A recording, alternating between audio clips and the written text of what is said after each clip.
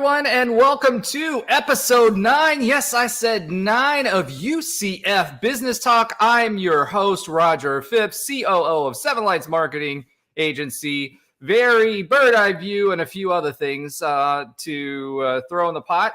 For this week's show, we are discussing KPIs and goals. Super excited about this. This is something from an ops side that's near and dear to my heart. It's something that can motivate your teams. It's something that can make you more efficient. And it's something you should use and know throughout your journey as an entrepreneur or existing business leader. So I'm super excited again to bring in my team. We've got Josh Lazar with us this week. Hey, Josh, how are you? I'm doing good. Great to be here. Good to great. That's a great book, by the way. Alan, we're going to be bringing you in next. Hey, Alan from Smarty Pants Marketing. Love the background. Hey, guys. How are you? Doing good. Thanks for having me, Roger. Oh, it's a pleasure as always. Rob Powers will not be joining us this week, which is sad because he had a great story for this. So I may have to delve into his storybook to talk about that a little bit today. For those of you that are joining us, thank you. I can see you there on the stream. Please feel free to chime in with questions or comments or anything, and we'll either populate them on the screen or just kind of discuss them. This is meant to be an interactive show. Thank you again for joining us, and let's just get into it. So the reason I chose KPIs this week, which stands for Key Performance Indicators, for those of you that don't like acronyms way too much like I do, this is an important part of not just your business to start with.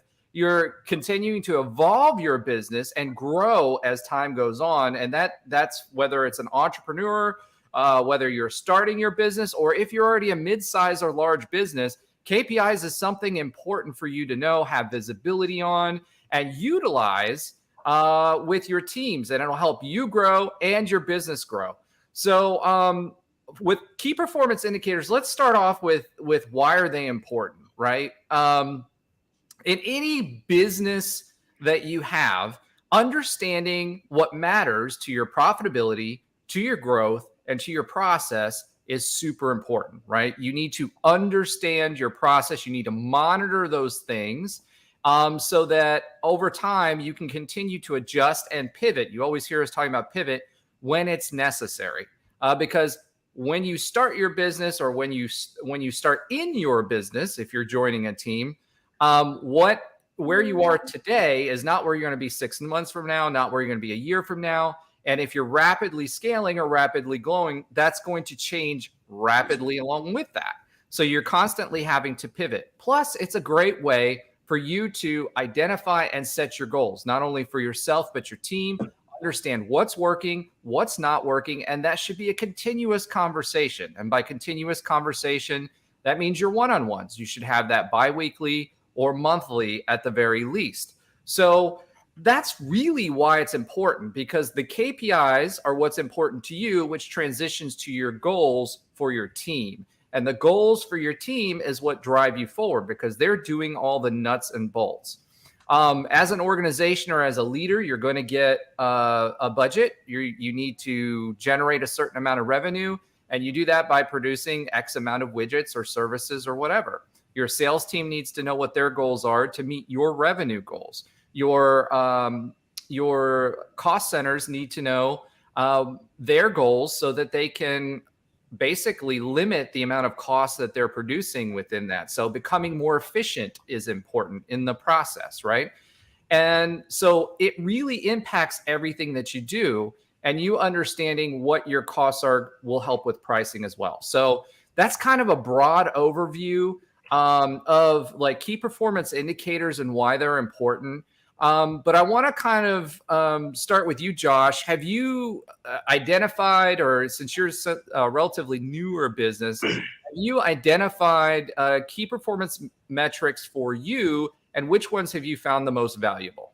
So as a new business owner, right now, we're right at month 5. I only have feel-based KPIs. They're not quantitative, they're qualitative. I used to do some non-ops based KPIs based off of my socials. So I would keep track of what's going on in LinkedIn, impressions and feedbacks and comments, and see, use that as a guide to what I should create. So kind of building in public. But when you're relying on KPIs and numbers from someone else's system and they change their algorithm, you might have to change your KPIs. And even within there, I don't even know if impressions was a really good indicator if I was doing a good job. Because at the end of the day, I need to drive revenue, or at least drive better connections that leads to revenue down the road. Or, it's nice to have just good connections too, right? So truthfully, I don't have any quantitative KPIs right now, but I am setting up for this new season of where funding is coming in, and this industry that I'm in gets really active. So what I'm going to do is try to build some KPIs off of that. Most of my performance indicators is whether or not I'm getting good conversations and I'm building business and building a little bit of a book of revenue. So not formalized yet, but getting kind of close. So, Josh, I think this show is actually going to be beneficial for you too, because what I'm going to do as we go through this talk is provide a system, and there should be a system involved in developing those KPIs, not just from a qualitative, but qualitative versus quantitative. Qualitative, how you feel about things, versus quantitative, even whether it's impressions and marketing, whether it's impressions, whether it's click-throughs, whether it's engagements, whatever your metric is. So we'll talk about that and how that applies. Alan, let's go with you. Your business has been around quite a bit longer, right? So you've been doing marketing now on your own for what, 3-4 years? Business has been just about 5 years now. Okay, so 5 years. So what's your journey been like with key performance indicators, and how have you used them? Which ones are most important for you? Yeah, I mean, I think I break it down into two areas, like internal KPIs and then external, which would be, for the clients, because obviously we do, digital marketing. So, they care about the KPIs that we set and they set for their business. And then obviously I have my own internally, but I mean, I use kind of two, I guess, cliche kind of methods, but one is like the keep it simple, stupid, so that, my employees can understand, our KPIs on a basic level. And then externally, so my clients can understand the KPIs and they don't just think I'm speaking gibberish, or I send out some report and they're like, I have no idea what this means, because they're not, super well versed in marketing KPIs. And then I also, try to keep it smart, which we've talked about on this show, having smart goals and smart KPIs, specific and realistic and all that type of stuff. But when it comes to internal KPIs, I mean, on a basic level, obviously I'm looking at my sales revenue, minus my marketing costs, and looking at what my return on investment is on each client, obviously. And then from there, some of the things that I look at is, what is my customer lifetime value? How long is the average client staying with me, and what's the value of that client? What was my cost to get that client, the customer acquisition cost. So whether I did a Facebook ad to get them interested, or I went to a networking event, or I was at a trade show, or whatever it is, then for me, I think probably the most important thing that I really look at, and Roger, this, and I pay attention, is my retention rate. How long the average client is staying with me, and overall, what is my retention rate? And I look at that as a percentage, and obviously, my churn, how many customers are leaving me. Those to me are really kind of the most important ones. And then for clients, it depends on the service that we're offering them. So if it's, Facebook or Google advertising, is, what's that CPL, or cost per lead, the cost per acquisition, the amount of impressions they're getting on their ads, the CPM, average impressions per, 1,000 impressions, how many total leads they're getting, what was their cost. Obviously, like you said, the click-through rate, very, very important, especially when I'm looking at the Facebook ads. How many link clicks are they getting versus conversions? So, that the Facebook and Google ads for us, because the client is spending, more than that they're just paying me for my management fee. They're spending X amount of dollars to Facebook, to Google, to YouTube, or wherever it's going. So measuring that ROI and all the different metrics that go with it is very important. And then for, other services like social media, can be engagement rate and number of followers and things like that, or SEO, the amount of backlinks we're getting, the amount of traffic and views that we're getting. But internally for me, I look at those big three things with, cost per acquisition and retention for me being, pretty much two of the most important ones, among others. Awesome. So let me kind of, I'm going to raise us up about 10,000 feet as part of this discussion, right? So that was lots of good examples. You had both internal and external. One of the things that you raised that I think is also important is KPIs are not just for you. They're also for your clients, right? So your clients need to understand, no matter what business you're in, whether it's marketing or anything else, they need to understand value because your relationship is based off of value. As we've said in the past, hopefully it's not off of price, because if it is off of price, then you're going to lose them on price as well, right? So let's transition away. That's kind of like why they're important and some examples. But let's kind of talk about, from a system perspective, like what system should you apply to this, how you identify them. So step one, whenever you're trying to identify KPIs, which then turn into goals, right, is to do process mapping. Now, what process mapping generally is basically, you don't have to be a PMP, not PMPology, but a PMP, like a project manager certification. You don't have to have that to do process mapping. What you need to do is identify all the different products that you offer, number one, and all of the other things that you do that support those transactions, whether it's accounting, otherwise, right? And so you take a journey for you to produce that particular product, right? So whether it starts with the sales process, transitions to the handoff to production works through their process, and then if you have a QA, you QA, and then the sale, the invoicing, and out. So this is the reason that you want to capture all of those, and that's every major step. Anytime anything happens, you can do this on a very simple Excel sheet. You write the product, and then you write each one of the steps. That's the foundation for all of this, right? Once you have that down, you can assign cost, you can assign time, right? You're going to want to understand how much time it takes you to do each one of these things. Because if you're wanting to be efficient with doing that, you need to be able to show that. And then the volume, right? The next step is figuring out, okay, based on how many units you're churning and the people that you have, whether you're doing it yourself or you have a team of people, understanding how much time it takes them to do each one of these steps. So that's going to give you a number of things. That's going to give you your capacity, right? So the number of things that you can produce with your current team.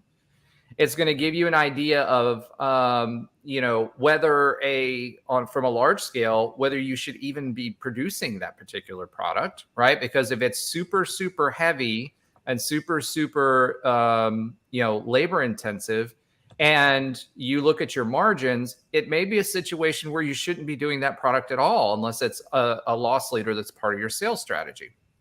And then the next thing that you're going to do is you're going to assign all of those up, add all of those things up, and that's going to help you understand if you're priced appropriately, right? So are you pricing your product based on the time that you're producing and the average cost that it takes to produce said product? Okay, so now you've got your process maps for all of your products, right? For those of you that are more advanced, there's tools that help you do that. Or if you're project management oriented, you may workflow all of this stuff out, right? And there's specific ways that you can do it, but you don't have to be, right? You can do this at a very basic level. The next step is identifying critical points. And do you guys know what critical points are? Have you heard that term? A little bit. What's that? Can you delve into that a little bit? Yeah. Sure. So critical points are basically when you've process mapped all of this stuff out, what are the areas, okay, that will trip you up or take the longest to get through, right? Because the idea behind all of this is understanding, okay, which are the things that hurt you the most, which are the things that cost you the most, and which have the most potential to slow you down, okay? Those are your critical points. And those critical points need to be identified so that you can take those critical points and then turn them, first assess them, and then turn them into goals. So we've got all of these critical points reviewed, right? And for you as the business owner or business leader, you want to understand all of them. That doesn't necessarily mean your team needs to understand all of them, right? Because they're taking parts of all of these businesses. But you do need to have the discussion with the team on the ones that they are relevant to, right? Or that they have control of, because what you're wanting to do is then put that into the hands of your team and have them help you get better. We'll talk about that a little later. So you've got just to recap, you've done your process mapping. You understand the time it takes for things. You understand which ones are work heavy. And now you've gotten to the point where you've identified your critical points. So those critical points are the things that you're going to produce your goals around, because those are the critical things for you to be able to be successful in that particular business. So the next step in critical points is measuring them, right? And measuring critical points is important because you want to do that over time. You don't want to say, hey, this is where we should be right away. You want to look, and I don't like that. I always say to you guys, I don't want to should myself, right? It's a very crass joke, but it proves a point. It's about where you are today, because you need to understand where you are today so that you can move forward for tomorrow, right? So have either one of you gone through any type of process like this? So where we're at right now? Not really. So I have a little bit. Now I haven't. Here's the part of it. I'm actually doing it for clients right now, and what we're doing is kind of documenting all the they're trying to figure out where these pain points are, and then really the core is of what we're trying to do is figure out how to get good qualitative and quantitative KPIs to tie into those pain points. So I haven't basically at this point, I'm doing it more for other people than I've done it for myself. But that's what we always do. We're always our own worst clients, right? Right. That's how life works. Absolutely. So like for instance, one client we're talking about intake systems and trying to figure out how the clients are coming into the organization.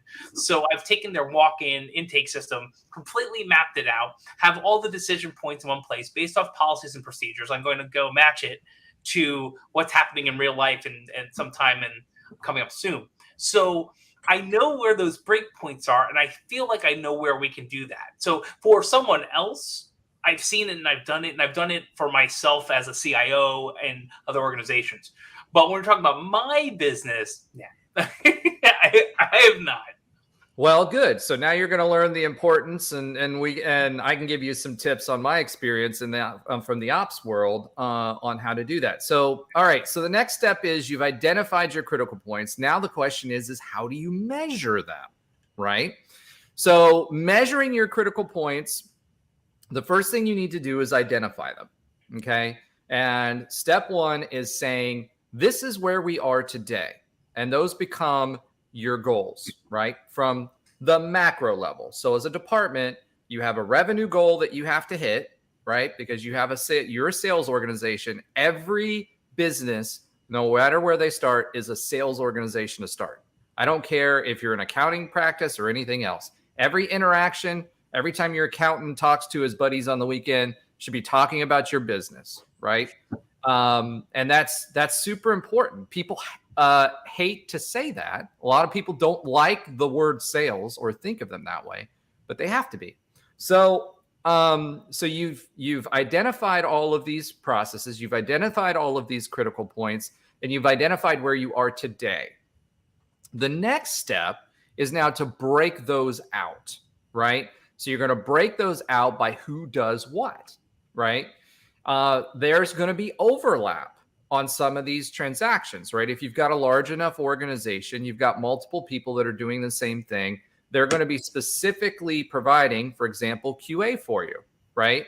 They may be providing QA for 5 products, but they're all doing QA. So being able to measure that and how you organize that work and optimize that work going through is also a part of this. So you're going to break those up, and then you're going to say, okay, I need some way to measure this. It would really, really stink if someone has to sit down there and time themselves on each one of these actions every month, right? So hopefully you've got something in the technology, and what you're looking for, if you have technology that changes queues or measures time, it can give that to you. Or there are other tools that can do that for you that are like Slack is a great example of that, etc. So as you're looking for these tools to help you do that process flow, you want tools that will give you time and the amount of things. No matter what, whatever technology you're doing, you should have reporting. In addition to that, okay, if someone is processing something, they have to do it on software. Unless you're working in a manufacturing facility and you're putting X widget in Xbox and taping it up, where there may have to be some manual process involved, your technology has it built in there on being able, and usually they have their own reports, which you can use too, to kind of track and identify each step in this process. Your goal should be to get 10% better. No matter what you do, your goal should be 10% better at where you are today. Once you start tracking this, and this can be done in Excel, I'm a big fan of dashboards. Before we had, now I'm going to show my age, before we had GUIs, right? User interfaces that provides you that reporting and shows you that data, you had to do it on Excel, like the Stone Ages, right? So when you have Excel and you put all the little cells in there and then you create an image on there, you can track that over time. Now, your first interval should be for 3 months. And the reason you're tracking for 90 days is you want to show some consistency to see if that data that you got initially, right, is accurate over time, or does it fluctuate? Because it will fluctuate depending on people, etc. So you measure them for the first 90 days, then you revisit it, you talk to your team about your results, and then you break down the top 5 things, because you don't want your team, right, to have more than 5 goals. It's too much. Then you take it from a department level, and you have your own goals that you're working with as well. Now there are team goals, so those individual goals are 5, right? And the team goals everybody has. Everybody's responsible for the success of the company, right? Whether it's supporting the sales or whatever. So you break those into 5 specific goals, and that goal should be 10% betterment, whether it's you're 10% more efficient or you're 10% more productive, right? And those goals are going to be canonized, and hopefully you have some incentive tied to that. Now, what's important with these goals and these KPIs is creating accountability, not only for yourself, but for them, because the goal with this is you're creating a change culture and you're empowering people to drive change. But people, if they're aware, they care, right? So you as a leader, it's your job to point them in the right direction and say, this is what success looks like. This is what we're trying to achieve, and be transparent about your goals as you're tracking them so that they see what they do makes a difference for the organization, right? And if you're at a large organization, multi-billion-dollar organization, a lot of people are afraid to show, their performance.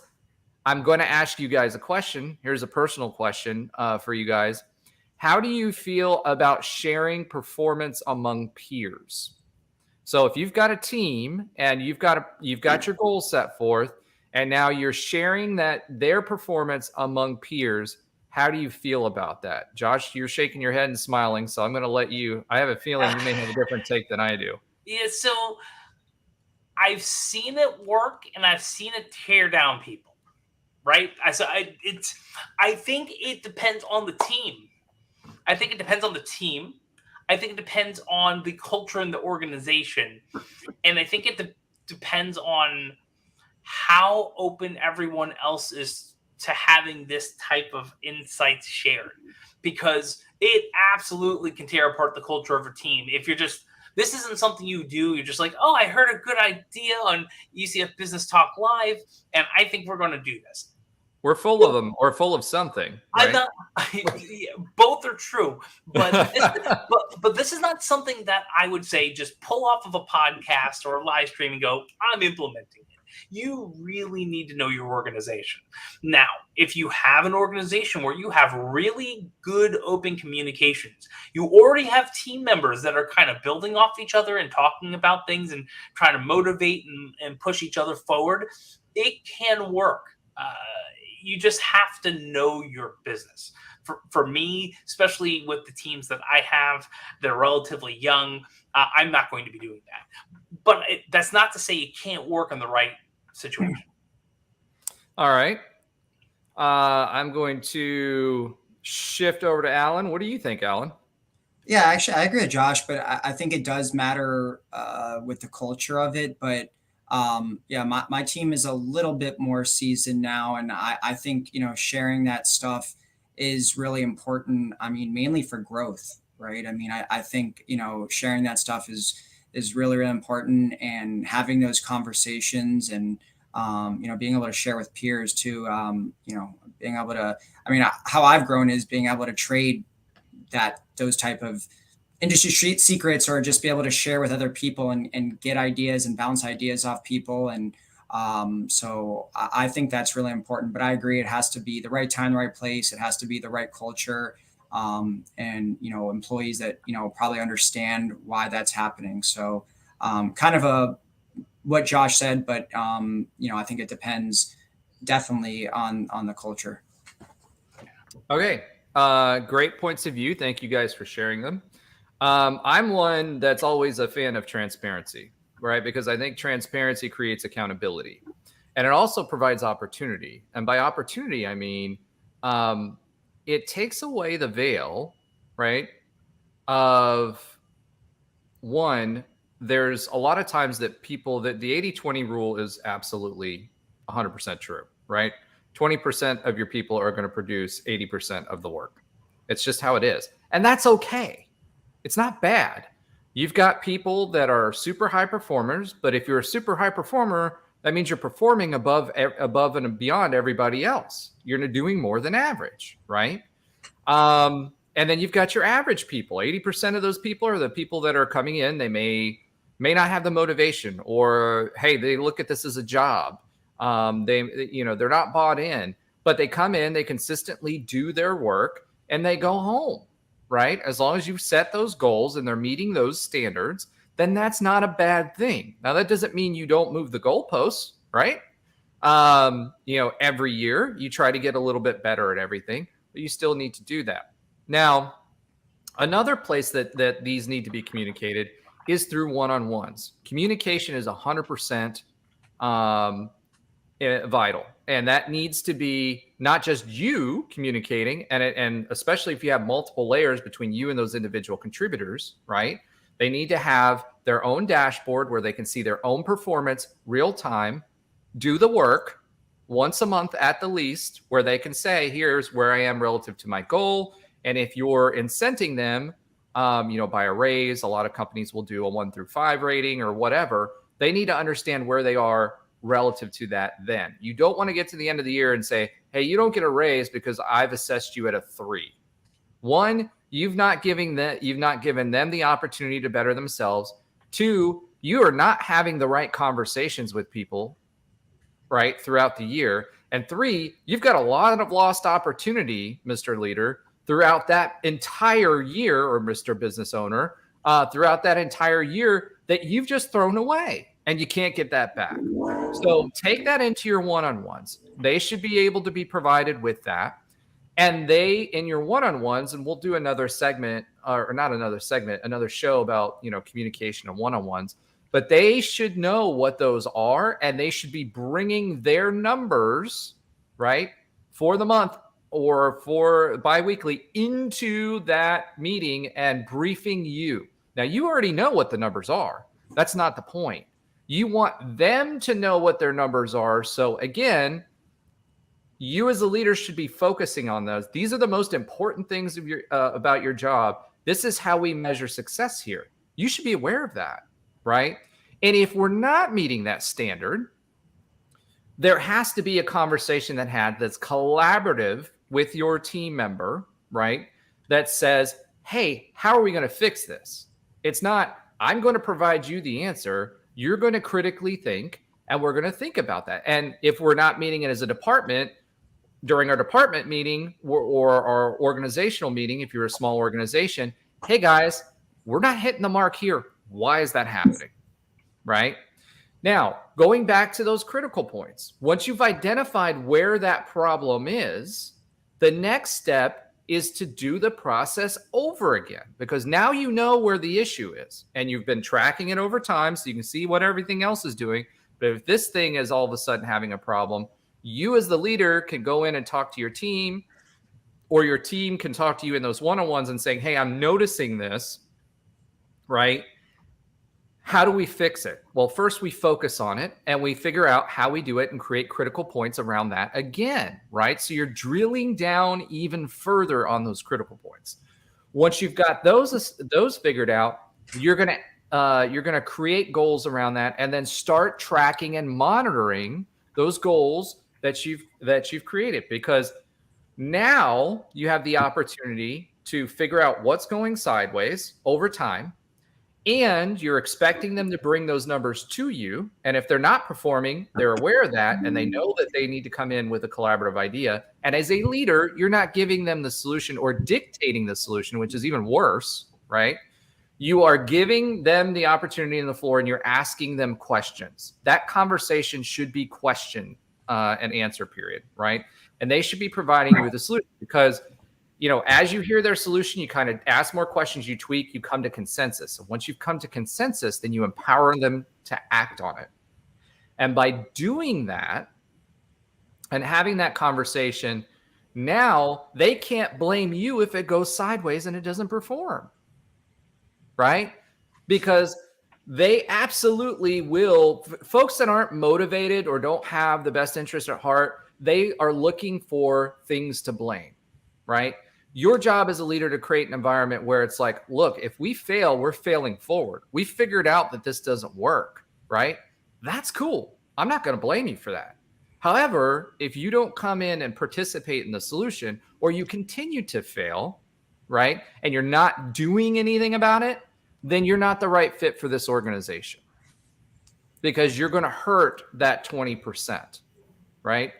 And you're not doing your job as a leader for the team or getting where you need to go. Now, give them the opportunity. My rule is 3 times, right? If I'm not seeing any progress, that doesn't mean not enough progress. That means no progress at all. The 3rd time we have this conversation, you're no longer with the team. And that's why it's important to know these KPIs, right? And over time, those are going to change. The other part of it is you're going to drive process improvements, right? As you go along, you identify these things, you figure out, how do we do that? How is this being done? Okay. How do we do it better? Even the things that are going well, you want to be aware of the things that are going well so you keep doing them, right? But that doesn't mean you don't have an opportunity to get better at those as well. So I hate to be on my soapbox, and I feel like I'm on my soapbox here, but it's something that's near and dear to my heart. I've got actually Joshua Isaacson is chiming in here, and let me show his comment, because he's got an interesting comment. So thank you, Joshua. And a great name too, I gotta say. What? Oh, because he's a Joshua? Okay, so here's what Joshua says. He says, leadership also needs to be able to interpret the KPIs correctly as well. Many times I've seen leadership look at metrics and completely bomb on diagnosing and identifying causes of KPI trends. 100% agree with you there, Joshua. Yeah. One of the things that's important is your team is involved in that conversation, right? And by asking those questions, you're uncovering those layers because you don't know, and you should know. If you know everything that your team is doing every day, you're micromanaging. Yep. And you're not spending enough time on what you should be doing as an organization and moving people forward, right? The idea is to provide a growth culture, a change culture, and instill and set the expectation that they are looking at those things and coming up with solutions. And hopefully, if you're doing your job right, empowering them enough that they understand that when they're coming to those meetings to you, hey, I noticed this. This is what I'd like to do with it. Do you have any feedback or can I proceed? Right? And not everybody's going to do that. A lot of your team's not going to do that. And that's fine. But it's also a way to motivate those team members because a lot of them have never been asked and they've been beaten to the ground so much that they don't do it. Either the expectation wasn't there from previous leaders in their career, or even worse, if you're walking into an existing organization, hey, you're the new CEO. Hey, you're the new VP. Hey, you're the new manager, right? Their prior experience with that, they didn't have that type of leadership. So they're just going to button up and be quiet because that's what they've always known. So if you run into that, it's spend a little time, focus, tell them you're going to support them, and most importantly, highlight when they succeed, right? It's not about you. If my team members are successful and they're aware of their KPIs and they're coming up with solutions and they're instituting change, my saying on that is small change makes a big difference at scale, right? So if you are empowering them and they're doing that, if I'm the best leader that I can be, I'm getting the most out of my team. The results are going to be there, right? I'm a success because I'm delivering on what I'm asked to deliver on. The way that I'm doing that is empowering my team and I'm getting them ready to take informal leadership roles and hopefully building my bench strength for my organization. Because it's a lot harder and a lot more costly to go out there and try to find that. So thank you, Joshua, so much for that, because you're 100% right. Hubris is a thing, right? And people always assume they're right. And a lot of times that transition between management and senior leadership, the difference is that people are so used to being the top performer that they're doing things their way and everybody else is wrong. Learn from your team, learn from those folks that are telling you, hey, what about this? Use it as an opportunity. You don't need to dictate. You need to facilitate. Facilitate failing forward, facilitate empowerment, give the people their tools, and give them the culture that they need to help you thrive, right? Because ultimately they're helping the organization and you thrive. Okay. I'm sorry. I'm getting on my soapbox again. Thank you so much, Joshua, for that. If there's anything else that you guys see in there that you want us to comment on or talk about, I love it. And I'm so passionate about this because leadership is a thing for me, and leadership and management, which are two different things, can coexist. And you can use management, which is KPIs and managing resources and understanding what you're doing, to instill leadership. But that's where it's up to you to use it in the right way. Okay, I'm going to take a step back. Gentlemen, what comments did you have on that, on Josh's comment? Thank you so much, Josh. Sure. So many things. Yes, you're 100% right. And to me, it starts really back to the beginning of this discussion. First identifying the right KPIs, right? Even if leadership can't interpret them well, do you have the right KPIs? You might, and new leadership, like you were saying, or existing leadership isn't using them as the right tool needed to get everything else moved forward, right? So you have that. If you haven't identified those points or measured them properly, you might not even, you might still not have the right success measure to make sure that what you're interpreting is used properly. So it could be a lot of pieces of this puzzle that aren't correct. From my experiences with using this terminology, that can cause that leadership to see a number and not do anything well with it. And going back to what we were talking about in my KPIs with, like, say, LinkedIn, so or even sales, just getting a meeting might not be the best KPI measure, and it is a very popular measure for BDRs, for business development representatives, is just booking interviews, rather meetings. And booking meetings may or may not be useful. There's usually the tenet in sales where you get enough people, eventually you'll get to a yes, but still might not be the right measure. So you have to go all the way back to the things we're talking about today in order to make sure you at least are setting the right things up. So then when your managers, when your leadership, and Roger, you're 100% right. It doesn't have to be the right thing, the same thing. They can be. There are managers who are great leaders, and there are leaders who are great managers, and vice versa. But if you have all these things set up and you're actually having these conversations together, you can get to the goals you want to. And it's I'm unfortunate for a fellow Joshua, although I usually go by Josh, that I've seen these things kind of bomb in real life. So when I was a CIO in my former life, we had KPIs based off the help desk, service desk. And most people do. Most big businesses do. And yet again, like, how many tickets you have probably isn't a good KPI to use. And we showed it, but we really didn't dig into it because it was identified. We have enough people, we have enough tickets, we have enough time, and we can measure them and set goals. But it's one of those things where, is it showing anything of value? Is it really, if the number of tickets goes up or down, it could be there's a lot of issues or errors. There could be a lot of different things. So yeah, and Joshua popped in with another great another quote. So yeah, it is one of those things you need to make sure you're going through these things well. And I will say, if you haven't gone through these KPIs in your organization in a while, it's probably a good time to revisit that. A KPI doesn't have to be like of all the areas that you might be measuring, doesn't have to be a finite list. It can be this ongoing living, breathing document over amount of time. You need measurables, but it doesn't have to be this one time we decided that we're going to say every time a BDR on sales books a meeting, that's good.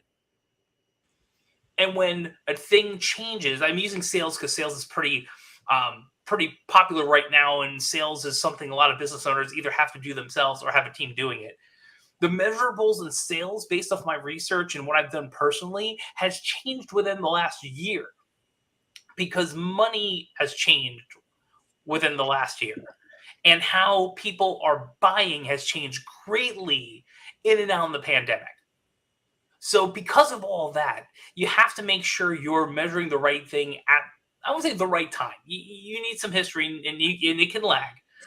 But the reality is, this should not be like one time you have these KPIs and you're done. So, great conversation, Joshua. I know there's a couple of other quotes going off. I'll pass it back to the rest of the team so I don't get on a soapbox. But really make sure when you are owning KPIs, if you're managing or leading teams that are basing either performance or other things based off KPIs, make sure they're accurate.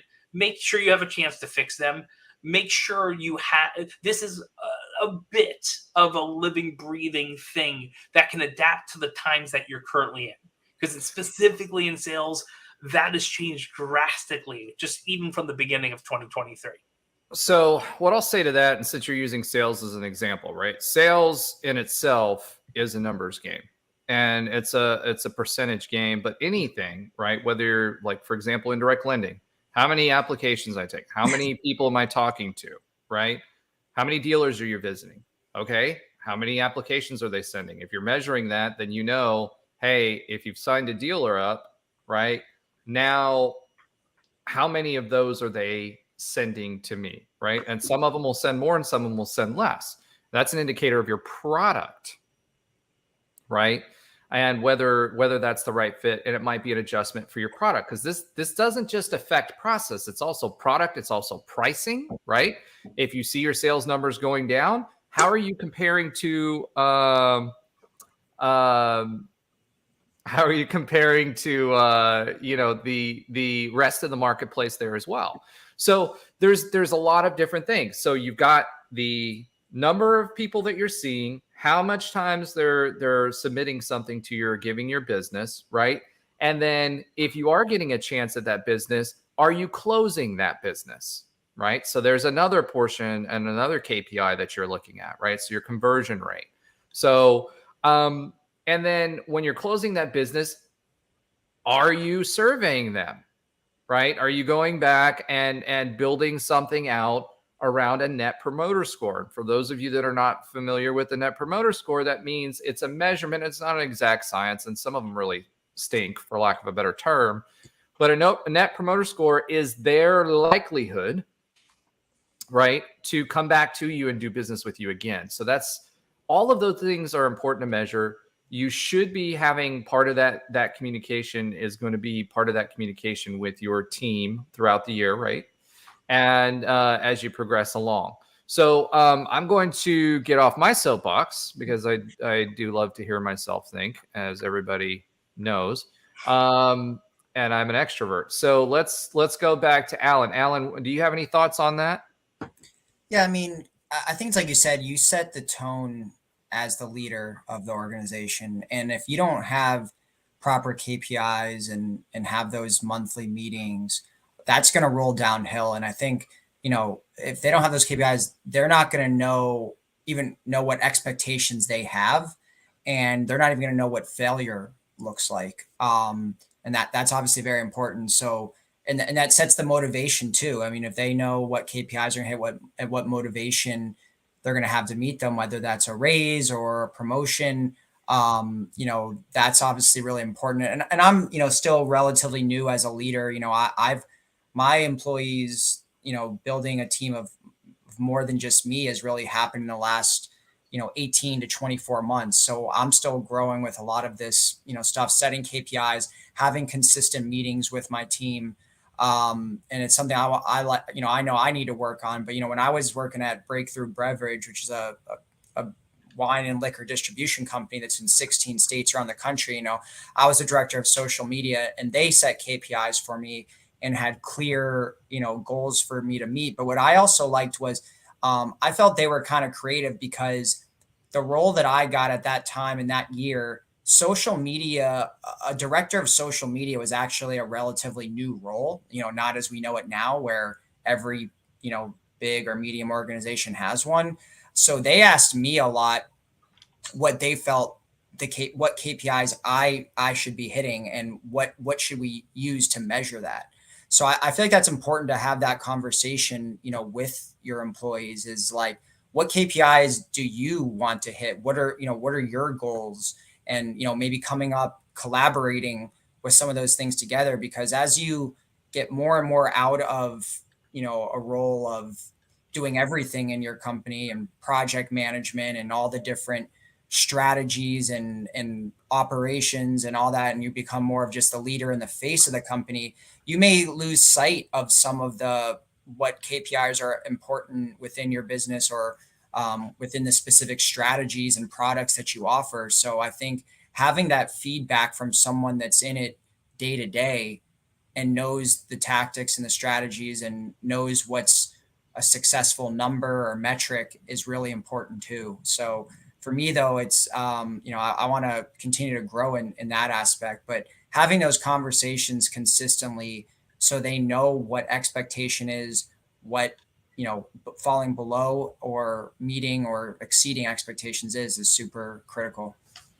Yeah, and I think you bring up a good point, and I don't want to belabor this, but the point is, when you're making these goals, you should know based on the critical points, where your starting point is, and those are going to evolve over time. Whether you add products, you change processes, you change technology, all of those things are going to affect those. So they should evolve. They should also, at year end, is typically a good time or a good metric. Sometimes it's every 6 months, as if you're rapidly scaling organization, you have a different organization every 6 months.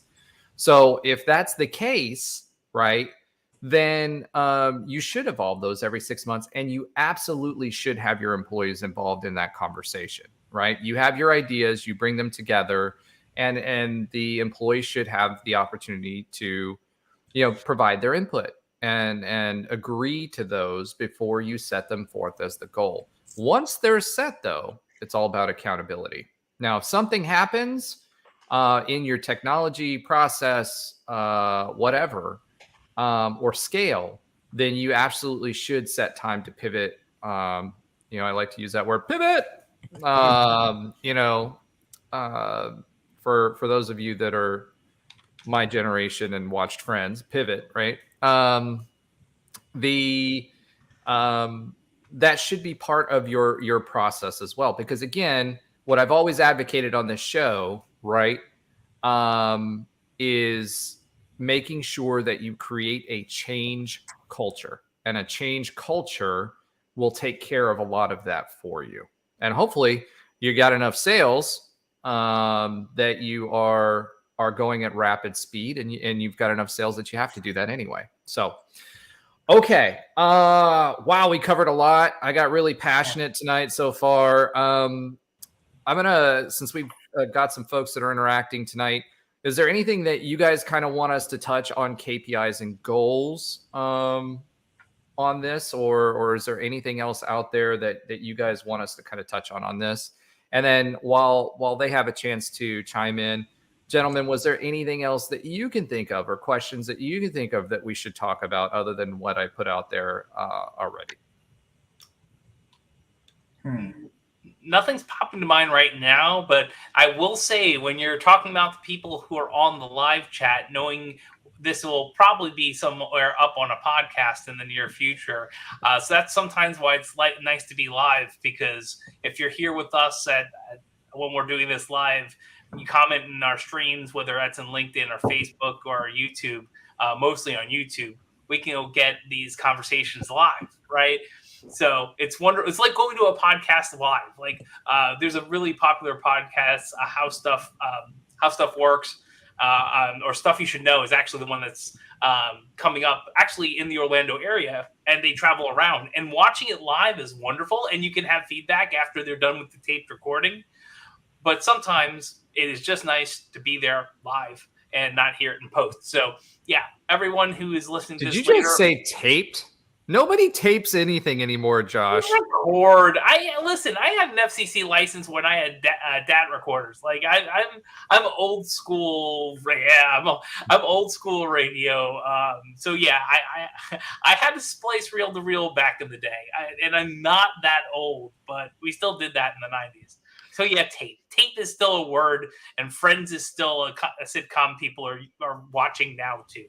Oh, well, that's funny, because a couple years ago there was this rage with my daughter. She was wearing a Friends shirt. I'm like, have you even ever watched the show? And she's 11 now, so she was like 9 years old, and she's wearing a Friends shirt.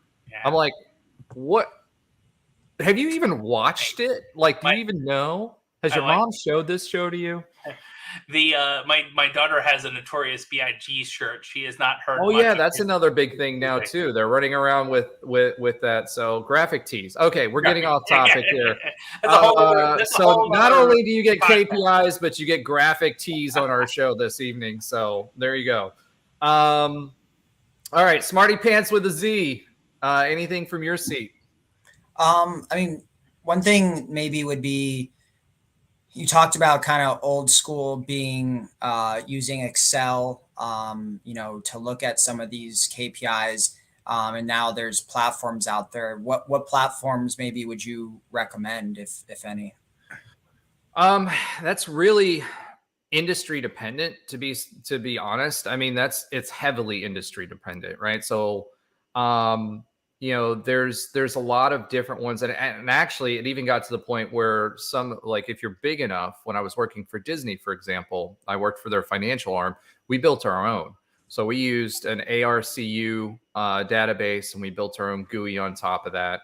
And there's a lot of, and GUI means graphic user interface, right? And there's a lot of that you can do relatively cheaply now. It's not that expensive. So if you're a larger organization, do that. But for smaller organizations, it's to the point now where there's plenty of software that does that. A lot of the project management software does that. And what'll usually end up happening and goes back to tech stacks and how we were talking about tech stacks early on, right? Is either like, for example, in the consumer industry and lending, they have entire ecosystems that do everything that's part of the loan application process. Everybody operates out of the same software. Now, if you go to the real estate side, because there's the brokerage model that's out there, which means they're selling your loans, right, on first mortgages a lot of times, then they're only doing the front end of that process. It's being shopped out to banks. The bank that buys it is going to do the rest of the processing, and then generally they're going to sell it too, right? So in that sense, it's much more process or process specific on that technology, but all of them should have some sort of functionality for reporting. And the big question you should ask is, and here I am, I'm shitting myself, which I don't like to do. One of the things that you would be best served asking, all right, it would behoove you to ask is the data exportable? Because if it's exportable, then whether you're using Excel or you're using anything else, right, you can export it. But it's very industry specific. Make sure you're looking around. Make sure you're asking. If you've got Tableau, that's, if you know how to use that, that's a great opportunity. If you're not a data person, that's okay too. Which, by the way, UCF does have a great data program and data sciences certificate and or master's degrees if you really want to go to school for a long time like me and have gray hair. So I hope that answers your question. Unfortunately, there's not very many of them that are out there unless you're building like a database and then applying a GUI to it. That is not industry specific. A lot of times you have to dump that somewhere, and then there's reporting software that pulls from a CSV file or something like that pulls it up into what you're looking at. Josh, our fractional CIO, do you have anything that you could add to that? So Tableau was great. And something you might already have if you already have Microsoft 365 is Power BI. And you can export data a lot to Power BI. As long, like Roger was saying, if you can get the data out in some reasonable format, usually CSV, but some type of formatting, then you can dump it into a lot of these systems. And Tableau, I believe there's a free level, but you can get a good level of Power BI for free and even the upgrade on most levels of licensing is not that much. It's definitely worth trying out if you want something you already have in your stack. So if you already have Microsoft 365 and you want to take some data and see how you can analyze it or dashboard, as Power BI is great for dashboarding, that's one way to do it for free or cheap. All right, awesome. All right, Alan, did you have anything else? No, I mean, I think we covered it all. I think this is a great discussion about, KPIs and how to implement them with your team. And I think this was very helpful for me too. Okay, so what I'm going to do now then is I'm going to go ahead and, talk about a couple of things that we're doing. So one of the things that Josh mentioned a few times was podcasts. So one of the things we're going to do for those of you that don't consume information via video, or you think, you don't want to see my gray hair anymore, or, whatever reason you may want to do this and you're on long trips, right? We are in the process of spinning this up as a more traditional podcast as well. So Rob, is actually working on downloading the audio files from this so that we can spin that up. So we will let you guys know soon. Make sure you're following us on Twitter, on UBT Live. And also make sure that you are utilizing GoldenKnightsClub.com. I know that might rub some of you guys the wrong way with the URL, but make sure you're using it. It is your marketplace for fellow Knights and their services. So the idea is you can post your services out there, connect with other Knights who can browse and search, which they can do now for the services that they're looking for. And you can interact with those folks. So whether you're a business owner or you're a leader, hey, let's help each other out. That's the whole goal of this. We also, as an update, officially sent our executive summary into the incubator program at UCF as they requested, and they are now working with the other departments at UCF to help move us forward. So look out for some more information coming from there, and please just participate. Make sure you continue to move the needle there. I'm going to leave Alan. Why don't you share, as we always end, what do you do, who you are, what do you do, and make sure you include the Z. You stole the words from my mouth, but yeah, Alan Levin, co-founder of Smarty Pants Marketing with a Z, very important. And we are a full-service digital marketing agency. We specialize working with lawyers and people in the home industry. We're here to help you meet your goals, get in front of your target demographic, and maximize your marketing spend. You could reach out to me on my website, the aforementioned Smarty Pants with a Z marketing.com, or Alan at smartypantsmarketing.com. And thank you for having me tonight. Awesome. All right. It's your turn. Hey, yours, Josh. And I want to thank you so much for having this put together, Roger. I know we're number 9, so this has been going on for a couple of months now. And of course, the people who are listening to this later on the podcast are just going to stream it real quick. They're like, oh, it's only been like 10 hours. This is great. So I am many things. Focusismyfword.com. Actually bought the domain from last week because, well, it's what it is. That was available? Yeah, focusismyfword.com was available, and now points just to my name, my main website. So Tech Think Tank is my company. We do fractional CIO services, cloud lifts, and process reviews. We specialize in the legal industry, but we can help many people. And professionally, as me, Josh Lazar, I do a lot of professional speaking at the intersection between branding and connection, trying to just make business connections better.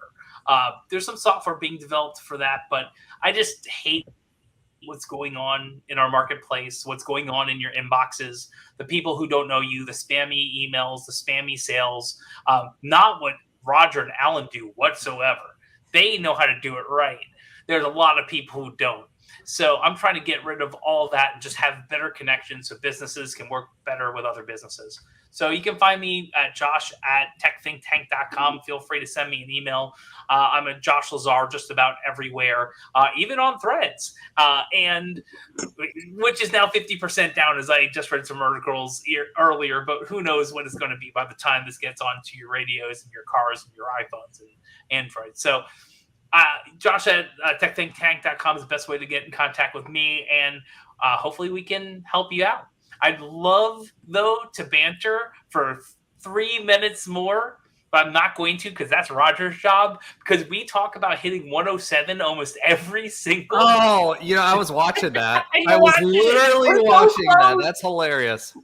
We're so close. All right.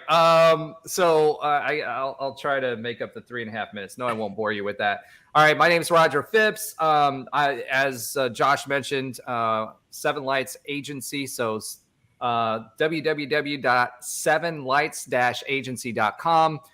We do focus on small business, legal as well, like Alan does.